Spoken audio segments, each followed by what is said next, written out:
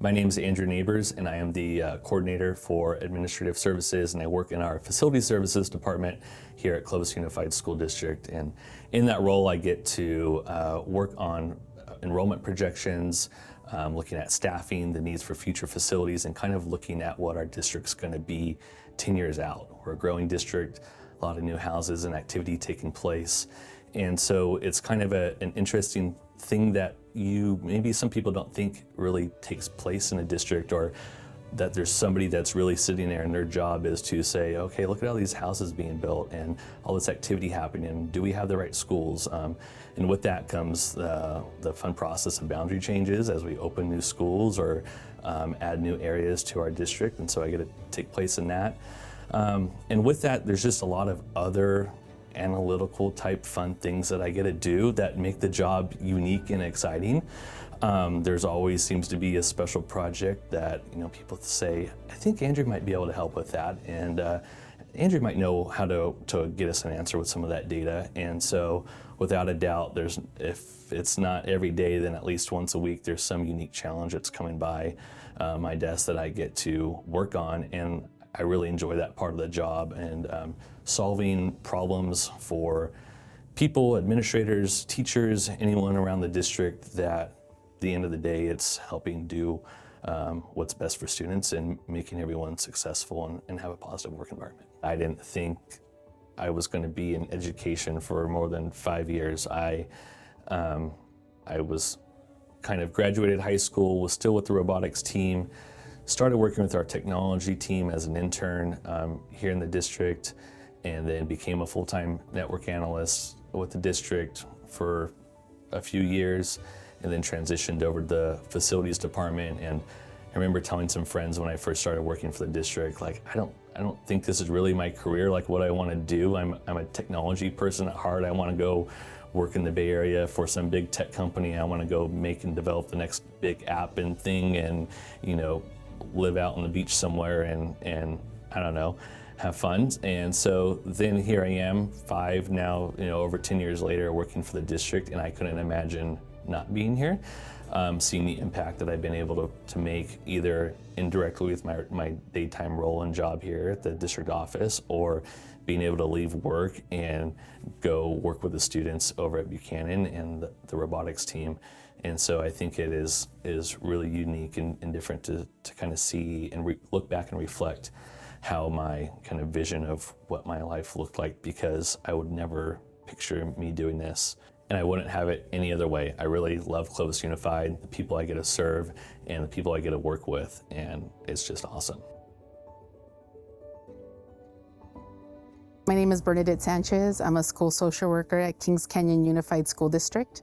I primarily work at Kings Canyon High School. I love what I do because I'm able to assist not only students but their families through some of the most difficult times in their lives.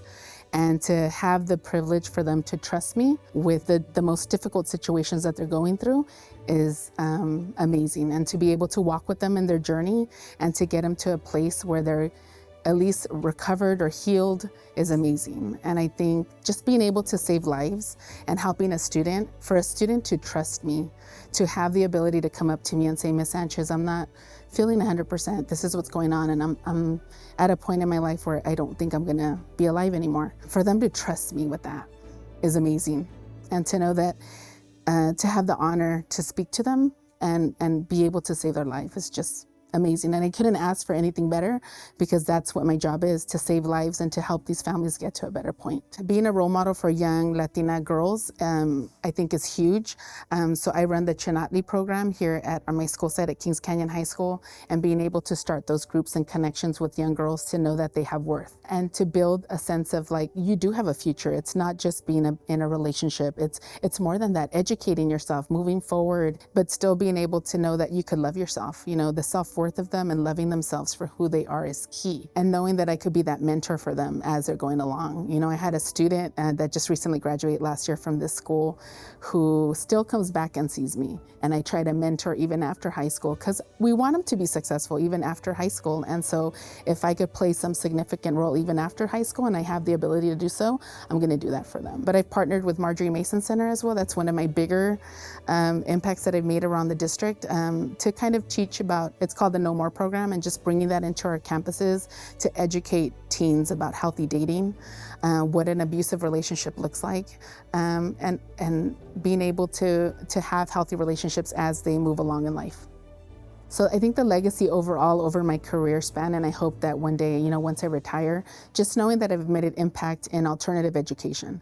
I think a lot of times we see alternative education as a negative perception, and we're really, as a community, and my school, Kings Canyon High School, we're really trying to change that and change the perception of the kids that come here.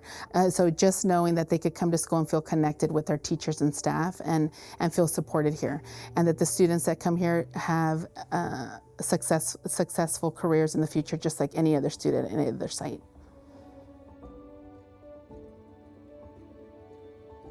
I'm Robert Zavala. I'm the maintenance and operations site lead at Kerman High School. Not only do I do that, but I've also been a high school football coach. I've been the high school basketball coach, been the middle school basketball coach. I've been elementary basketball and football coach. I guess I'm a jack of all trades. I do it all. But that's not all that makes that I do, but I also set up for all the events. I set up for all sporting events. I set up for all school activities that are going on. My job is to make sure that the school is as clean and as safe as possible for not only our students, but our administration and ourselves. You know, and I take great pride in making sure that we're the best in the Valley. Another highlight of mine is I also train incoming grounds maintenance and custodians. They send them over to me, I train them on this site. Because if they can work here, then they can work at any other site in our district. This is the toughest site. This is the most fast-paced site and most demanding site. And I always preach it to them. If you can do it here, you can do it anywhere.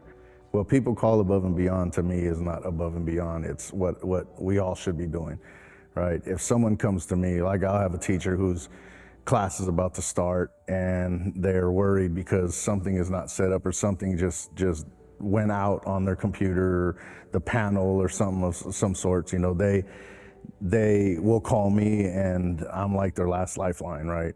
And to me, I don't see that above and beyond. I see it as, okay, it's an opportunity to do good for somebody that needs it right now. And if it's important to them to come to me at that moment, even though they say sometimes, hey, just when you have time, can you get to this? If it's important enough for them to leave their desk, their job, whatever it is that they're doing, because everybody's busy, then it's important enough for me to get it done right there and then. And I think that's what they all appreciate is, you know, I never say no to any of it. You know, I try my best, and there's been a few times I've come up short, but it's because I didn't have the physical tools in hand to be able to get it done.